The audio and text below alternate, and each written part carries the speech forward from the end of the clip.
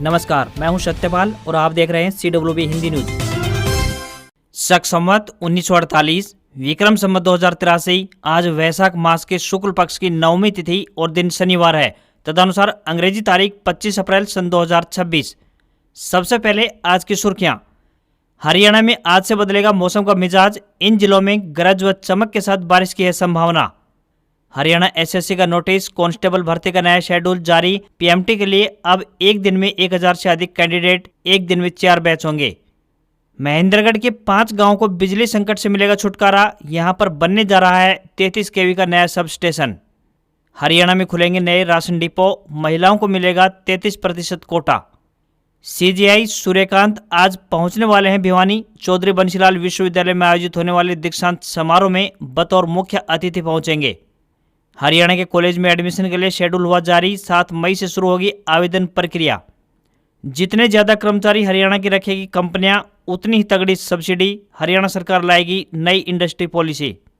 हरियाणा में राजस्व संबंधी शिकायतों का अब 48 घंटे में होगा निवारण।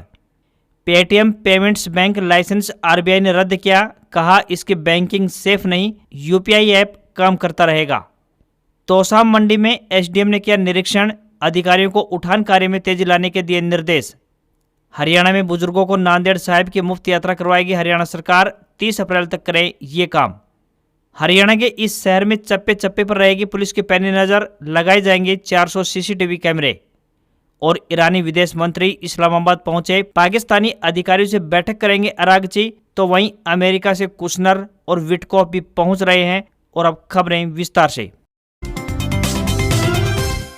हरियाणा भीषण गर्मी की चपेट में है, जिससे जनजीवन पूरी तरह से अस्त व्यस्त हो गया है। सूरज के तेवर लगातार तीखे हो रहे हैं, तो वहीं दिन में लू चल रही है, तो वहीं रात भी अब राहत नहीं दे रही है। मौसम विभाग ने राज्य के 9 शहरों में वार्म नाइट का अलर्ट जारी किया है। वहीं राज्य के बड़े हिस्सों में गर्मी को लेकर येलो अलर्ट जारी किया गया है। मरुस्थलीय हवाओं के कारण दिन भर लू जैसे हालात बन रहे हैं, जिससे सड़कों पर दोपहर के समय चिलचिलाती धूप में आवाजाही कम नजर आई है। वहीं भीषण गर्मी को देखते हुए सरकार भी अलर्ट हो गई है, जिसके चलते सभी जिलों के लिए एडवाइजरी जारी करते हुए कहा गया है कि दोपहर 12 बजे से लेकर 4 बजे के बीच घरों के अंदर रहें। वहीं मौसम विशेषज्ञ डॉक्टर चंद्रमोहन के अनुसार राज्य में आने वाले दिनों में भीषण गर्मी का दौर जारी रहेगा। हालांकि एक के बाद एक 3 पश्चिमी विक्षोभ सक्रिय होने से मौसम में बीच बीच में बदलाव देखने को मिल सकता है। इस दौरान तेज हवाओं के साथ हल्की बारिश की संभावना जताई गई है। आज यानी 25 अप्रैल से लेकर 30 अप्रैल तक मौसम परिवर्तनशील रहेगा। इन 6 दिनों में हर रोज दोपहर के बाद बादल बनेंगे और कुछ जगह बारिश गर्जना उत्पन्न होगी, जिससे आंधी आने की स्थिति बनी रहेगी। इस सिस्टम का असर पूरे राजस्थान, हरियाणा के सिरसा, हिसार, फतेहाबाद, भिवानी, महेंद्रगढ़, रेवाड़ी के क्षेत्रों में अधिक देखने को मिलेगा। हरियाणा सरकार की तरफ से ग्रुप डी कर्मचारियों को एक बड़ा तोहफा देने की तैयारी हो रही है। हरियाणा सरकार की तरफ से ग्रुप डी कर्मचारियों को बड़ी खुशखबरी मिलने वाली है। सरकार की तरफ से ग्रुप डी कर्मचारियों के प्रमोशन के लिए हरियाणा क्लेरिकल सर्विसेज बिल 2026 लाया जाएगा। 27 अप्रैल 2026 को हरियाणा विधानसभा का विशेष सत्र बुलाया गया है। नए बिल के तहत 5 साल से ज्यादा सेवा करने वाले कॉमन कैडर ग्रुप डी कर्मचारी क्लर्क के पद पर प्रमोशन के लिए पात्र होंगे। सरकार ने प्रमोशन कोटा 20% से बढ़ाकर 30% करने का प्रावधान किया है। साथ ही 5% एक्स ग्रेसिया पद रखने की अनिवार्यता शामिल की गई है। सरकार के इस फैसले से ग्रुप डी कर्मचारियों को बड़ी राहत मिली है। हरियाणा के मुख्यमंत्री नायब सिंह सैनी ने बताया कि हरियाणा क्लरिकल सर्विस बिल 2026 को विधानसभा के विशेष सत्र में पेश किया जाएगा। कॉमन कैडर के वे ग्रुप डी कर्मचारी जिन्होंने 5 साल से अधिक सेवा पूरी कर ली है, अब क्लर्क पद पर प्रमोशन के लिए योग्य हो चुके हैं। हरियाणा में नए राशन डिपो खोलने की कवायद तेज हो गई है। अब 500 राशन कार्डों पर एक राशन डिपो खोला जाएगा और इनमें से 33% डिपो महिलाओं के लिए आरक्षित भी होंगे। राशन डिपो के लिए परिवार पहचान पत्र यानी PPP अनिवार्य किया गया है। राशन डिपो के लिए कक्षा 12वीं उत्तीर्ण होने के साथ ही कंप्यूटर का बेसिक ज्ञान होना भी जरूरी है। आवेदक की आयु की बात करें तो 21 साल से लेकर 45 साल के बीच होनी चाहिए। गाँव व शहर के जिस भी क्षेत्र में राशन डिपो खोला जाना है, उसी संबंधित क्षेत्र के निवासी आवेदन करने के पात्र होंगे। वहीं पहले से राशन डिपो संचालित कर रहे डिपो धारक के निकट संबंधी यानी कि माता पिता, पति पत्नी, बेटा बेटी, भाई बहन या फिर पंच सरपंच, नगर पालिका समिति या नगर परिषद और नगर निगम के सदस्यों को राशन डिपो अलॉट नहीं किया जाएगा। यदि राशन डिपो धारक या फिर उसका निकट संबंधी बाद में भी सरपंच, पंच या फिर स्थानीय निकाय में से सदस्य निर्वाचित हो जाता है तो उसका राशन डिपो रद्द कर दिया जाएगा। राशन डिपो धारक 60 साल की उम्र पूरी कर लेता है तो उसका लाइसेंस रिन्यू नहीं किया जाएगा। हालांकि अच्छा कार्य करने वाले राशन डिपो संचालकों को 65 साल की उम्र तक राशन डिपो चलाने का अधिकार दिया जाएगा।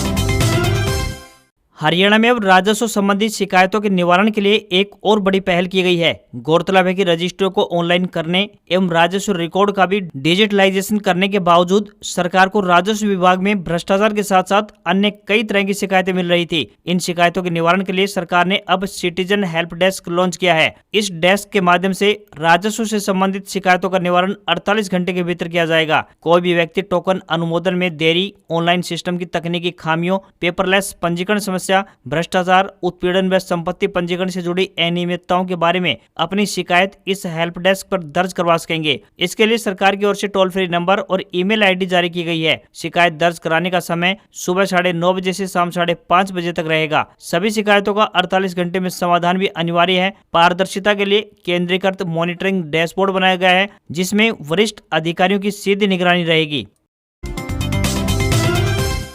हरियाणा में कक्षा 12वीं की बोर्ड परीक्षा समाप्त हो चुकी है। अब छात्र स्कूल से कॉलेज में जाएंगे। जो भी छात्र कॉलेज में दाखिला लेना चाहते हैं उन्हें बता दें कि कॉलेजों में स्नातक कक्षाओं में एडमिशन के लिए विद्यार्थियों की प्रतीक्षा समाप्त हो चुकी है। उच्चतर शिक्षा विभाग की तरफ से शेड्यूल जारी कर दिया गया है। अगर पूरे शेड्यूल की बात करें तो यूजी यानी अंडर ग्रेजुएट में एडमिशन के लिए 7 से लेकर 31 मई तक ऑनलाइन माध्यम से आवेदन आमंत्रित किए गए हैं। इसके बाद 9 मई से लेकर 6 जून तक डॉक्यूमेंट वेरिफिकेशन होगा। तो वहीं 11 जून को पहली फाइनल मेरिट लिस्ट जारी होगी। वहीं 12 से 15 जून तक पहली काउंसलिंग की फीस जमा होगी। तो 17 जून को दूसरी मेरिट लिस्ट जारी की जाएगी। फिर 18 से 22 जून तक दूसरी काउंसलिंग की फीस जमा होगी। तो वहीं 24 जून को तीसरी काउंसलिंग होगी। इसके बाद खाली बची हुई सीटों के लिए 25 जून को पोर्टल फिर से खुलेगा। हरियाणा स्टाफ सिलेक्शन कमीशन ने कांस्टेबल जीडी और पुरुष कांस्टेबल यानी जीआरपी भर्ती के लिए फिजिकल मेजरमेंट टेस्ट यानी पीएमटी का नया शेड्यूल जारी कर दिया है। यह शेड्यूल 17 अप्रैल 2026 के नोटिस के क्रम में अगले 3 दिनों यानी 27, 28 और 29 अप्रैल 2026 के लिए जारी किया गया है। आयोग ने स्पष्ट किया है कि शॉर्ट लिस्टेड अभ्यर्थियों को निर्धारित दिन और बैच के अनुसार ही आना होगा। आयोग द्वारा जारी सूची के अनुसार अभ्यर्थियों को 4-4 बैच में बुलाया जाएगा। पहले बैच की रिपोर्टिंग सुबह 6:30 बजे से प्रारंभ होगी जबकि अंतिम बैच दोपहर 12:30 बजे तक रहेगा। आयोग ने अभ्यर्थियों को सलाह दी है कि वे अपने आयोग की वेबसाइट के लिंक पर जाकर एडमिट कार्ड डाउनलोड करें और उसी के अनुसार रिपोर्ट करें। बिना एडमिट कार्ड के प्रवेश नहीं मिलेगा। पूरा नोटिस आयोग की आधिकारिक वेबसाइट पर उपलब्ध है। अभ्यर्थियों को किसी भी अपडेट के लिए नियमित रूप से वेबसाइट चेक करने की सलाह दी गई है। हरियाणा के पूर्व डिप्टी सीएम दुष्यंत चौटाला एवं सीआईए इंचार्ज विवाद मामले में शुक्रवार को जसपा के यूथ प्रदेश अध्यक्ष दिग्विजय चौटाला ने कहा कि हाईकोर्ट में जो सुनवाई हुई उसमें एसपी हिसार को नोटिस भेजा गया। एसपी से जवाब मांगा गया है। 30 तारीख को अब अगली सुनवाई होगी। एसपी जो जवाब लेकर आएंगे उस पर आगामी कार्रवाई करेंगे। सिरसा में बरनाला रोड स्थित चौटाला हाउस में आयोजित प्रेस कॉन्फ्रेंस के दौरान दिग्विजय चौटाला ने बताया कि एसपी हिसार द्वारा जो एफिडेविट दिया जाएगा उसमें पता चलेगा कि पुलिस ने क्या बयान दिया है। उस पर बहस के बाद ही एफआईआर दर्ज करवाएंगे। दिग्विजय बोले 27 तारीख वाली महापंचायत के लिए 36 बिरादरी का समर्थन है। डर के चलते सरकार ने विधानसभा का सेशन भी 27 अप्रैल को ही रखा है। वहीं स्टूडेंट्स ने महापंचायत रखी है और सभी को निमंत्रण दे रहे हैं। पहले गांव चौटाला में मीटिंग रखी गई है और गांव वालों के समर्थन के बाद ही किसान नेता राकेश टिकैत से भी मिलूंगा। वहीं दिग्विजय चौटाला सिरसा में पूर्व मंत्री एवं अपने चाचा रणजीत सिंह से मिलने के बाद गाँव चौटाला की ओर रवाना हुए। हरियाणा में कानून व्यवस्था को और अधिक सुदृढ़ बनाने के लिए सरकार निरंतर ठोस कदम उठा रही है। इसी कड़ी में प्रदेश सरकार द्वारा पानीपत की सुरक्षा व्यवस्था के लिए शहर के विभिन्न हिस्सों में करीब 400 आधुनिक सीसीटीवी कैमरे लगाए जाने की योजना बनाई गई है, जिससे हर गतिविधि पर कड़ी निगरानी रखी जा सकेगी। अब जल्द ही पानीपत की सुरक्षा व्यवस्था हाईटेक होने जा रही है। इस संबंध में डीसी डॉक्टर वीरेंद्र कुमार दहिया और पुलिस अधीक्षक भूपेंद्र सिंह की अध्यक्षता में एक अहम बैठक आयोजित की गई। बैठक के बाद डीसी डॉक्टर वीरेंद्र कुमार ने बताया कि ये कैमरे शहर के संवेदनशील और भीड़ भाड़ वाले इलाकों पर लगाए जाएंगे और सभी कैमरों को इंटरनेट से भी जोड़ा जाएगा। इससे रियल टाइम मॉनिटरिंग संभव हो सकेगी। कैमरों की गुणवत्ता पर विशेष ध्यान दिया जाएगा। सभी कैमरों में उच्च क्वालिटी की जूम क्षमता भी होगी, जिससे दूर तक की गतिविधियों पर आसानी से नजर रखी जा सकेगी। ये सीसीटीवी कैमरे पुलिस के लिए आंख और कान दोनों का काम करेंगे। इससे अपराधियों की पहचान करना अब और भी आसान हो जाएगा और घटनाओं पर तुरंत रोक लग सकेगी।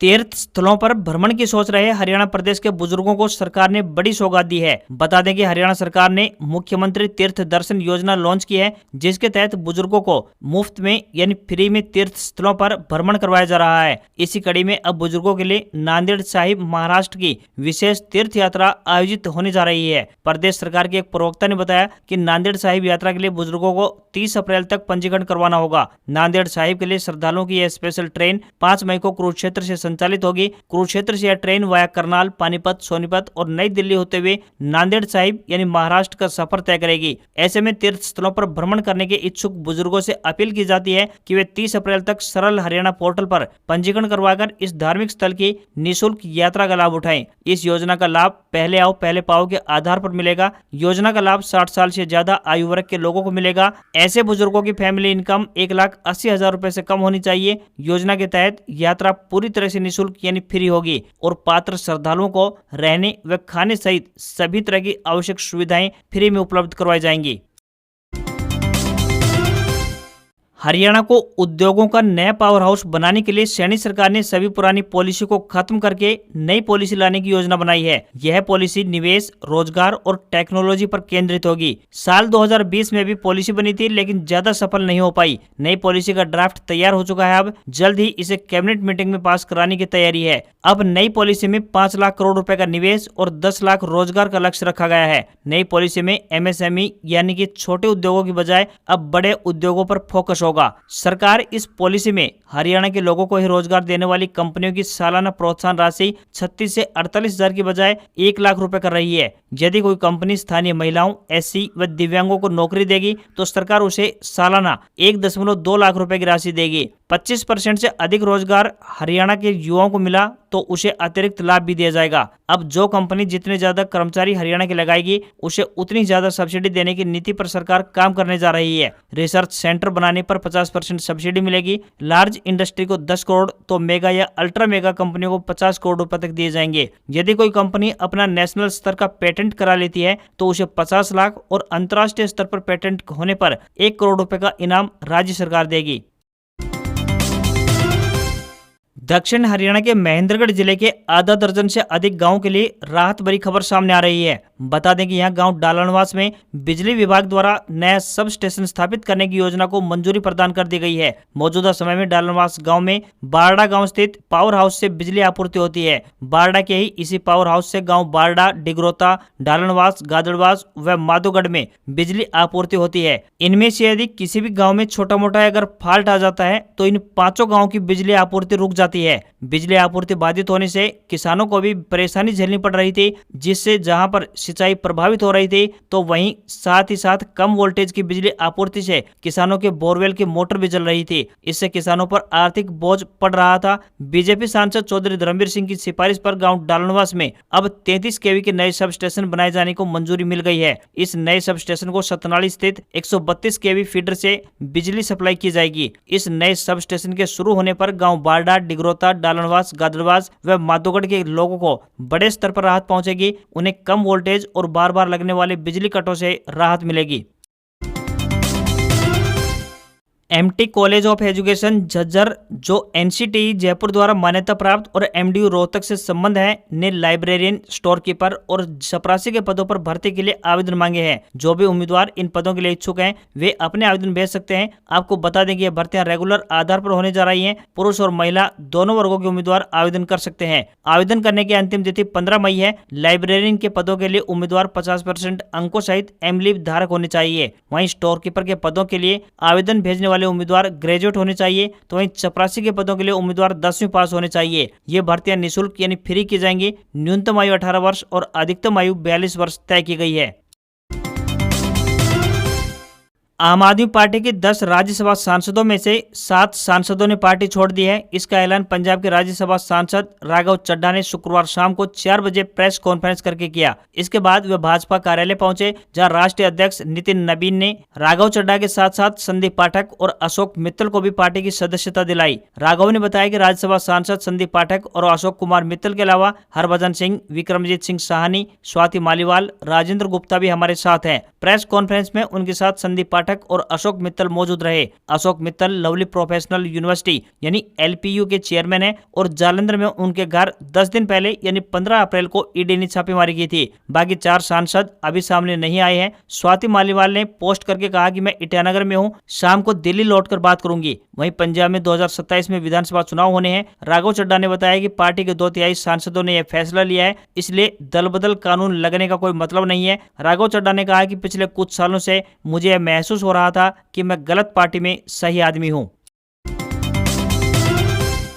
ईरान के विदेश मंत्री अब्बास अरागची शुक्रवार देर शाम इस्लामाबाद पहुंचे। वे वहां पाकिस्तानी अधिकारियों से बातचीत करेंगे। यह बैठक अमेरिका और ईरान के बीच संभावित वार्ता की तैयारी के तौर पर देखी जा रही है। वहीं अमेरिका से राष्ट्रपति डोनाल्ड ट्रंप के विशेष दूत स्टीव विटकॉफ और दामाद जेरेड कुशनर भी पाकिस्तान के लिए रवाना हो गए हैं। इससे पहले अरागची ने पाकिस्तान के सेना प्रमुख असीम मुनीर और विदेश मंत्री मोहम्मद इसाक डार से अलग अलग बातचीत की है। इसमें अमेरिका और ईरान के बीच सीजफायर बनाए रखने पर चर्चा हुई है। पाकिस्तान इस पूरे मामले में मध्यस्थता की भूमिका निभा रहा है और उसे उम्मीद है कि इस बैठक के बाद अमेरिका और ईरान के बीच दूसरे दौर की बातचीत का रास्ता खुल सकता है। वहीं ईरानी मीडिया IRNA के अनुसार पाकिस्तान के बाद अरागची ओमान की राजधानी मस्कट और फिर रूस जाएंगे। फिलहाल इस पूरे मामले पर अमेरिका और ईरान दोनों की ओर से कोई आधिकारिक बयान सामने नहीं आया है। भारत सरकार ने अपने नागरिकों को ईरान की यात्रा न करने की सलाह दी है। विदेश मंत्रालय ने कहा है कि मौजूदा हालात को देखते हुए लोगों को वहां जाने से अभी बचना चाहिए।